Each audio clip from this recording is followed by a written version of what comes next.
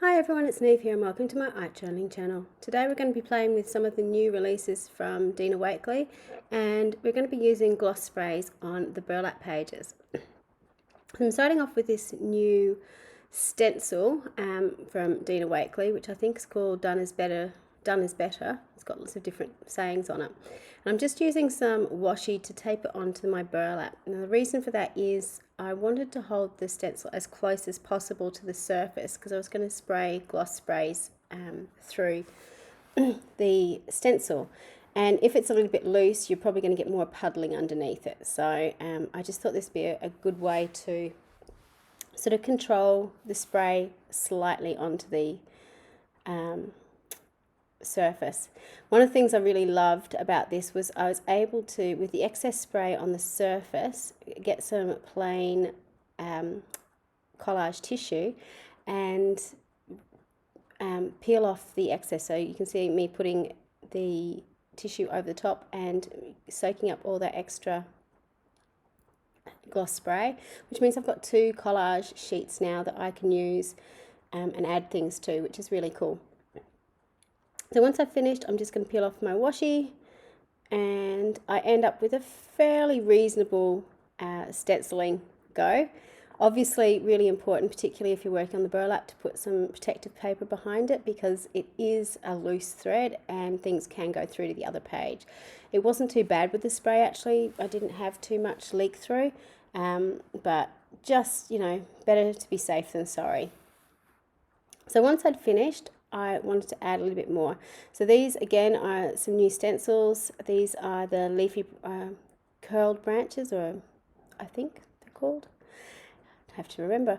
So I'm going in with the same colours, which are fuchsia and cheddar, just to add a little bit of detail.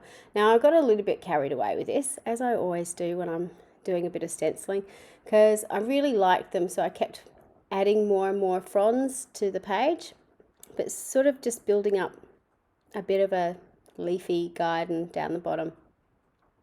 In hindsight, looking at this, I probably should have just left it with the fuchsia on it, but then I decided to go back in with some of the cheddar as well and add the other frond stencil.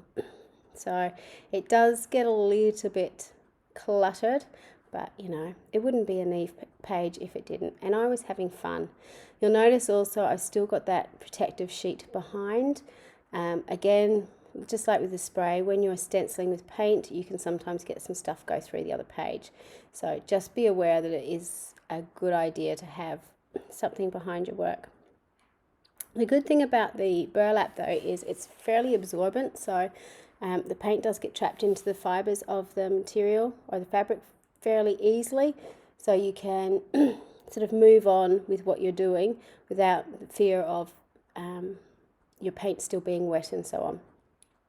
So I had this stamped image floating around in my stash, and I've just I just stamped it onto some of the plain collage tissue, and now I'm just gluing it onto my page. So I'm just using gel medium to do that, and you can see as you add the gel medium, both below and above, it sort of makes that paper translucent, and you have that image sitting over your surface. The reason I didn't stamp directly onto the surface is that obviously burlap again is very textured and has a weave to it, so you're not going to get a true image, particularly something with such fine lines on it. So stamping onto collage paper or tissue paper and being able to glue it onto the surface gives you a better impression. Then I'm going in with the Stabilo oil pencil to redraw over some of the lines, and you can see that sort of makes it pop out. And it also gives me an opportunity to ground the figure. So instead of just having it floating in midair, I can actually extend the neckline down to the bottom of the page and make it make sense on the page, so to speak, about why her head is there. Usually when I do these images, I try and close off the top of the head or put something on the top of the head. I didn't on this one. When I look back on this page, I kind of think it's not quite finished because the top of it's very bottom heavy, this page. So the top is kind of open, and I'm not sure if I like it, but it's something I can keep working on. I'm just going in and adding a little bit of extra colour, so a little bit of blue around the eyes and a little bit of pink on the cheeks to add again a little bit of interest on the page. I'm trying to keep it to those warm tones of the fuchsia and the cheddar, but having a little pop of colour, particularly around the eyes, really helps it to stand out.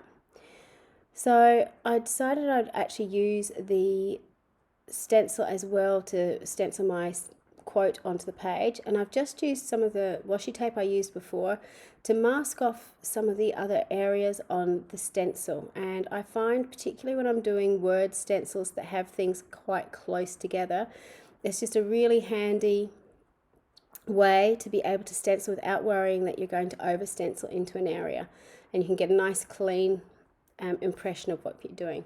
So I've got the words get out of your own way, which I thought was pretty good, because the background or that stencil is all about done's better than perfect, lose your fear of creating and so on. So, and it's basically all about just being in your head and telling yourself you can't do it. So I really liked having that quote at the bottom to balance it out. So I wanted to add a little bit more redness into the cheeks, so I just used a little bit of red Stabilo oil pencil, and then, as I usually do with quotes on my page, I'm going with a white paint pen just around the left hand and bottom edges of my words, just to help them pop out a little bit from the background. You do need to be aware, if you're doing that on the burlap, that sometimes your pen can kind of get caught and splatter a little bit. It doesn't really bother me, but if it's something that really bothers you, just be aware that you may want to skip that step with that, or use something else like a white pencil to do your outlining. So here's a close-up of the finished paste. You can see how well the tissue paper disappears into the background and can give you that really fine line stamping on your page. It was a really fun page to do. I love the new stencils and the fact that you can sort of particularly do so much with the burlap. So spraying onto the burlap, stenciling onto the burlap, or painting onto the burlap makes it a lot easier to use in my head these days, because it used to be a really tricky surface for me. So now I've got that little trick under my tool belt. It makes it a lot easier. Thank you so much for watching. Until next time, bye for now.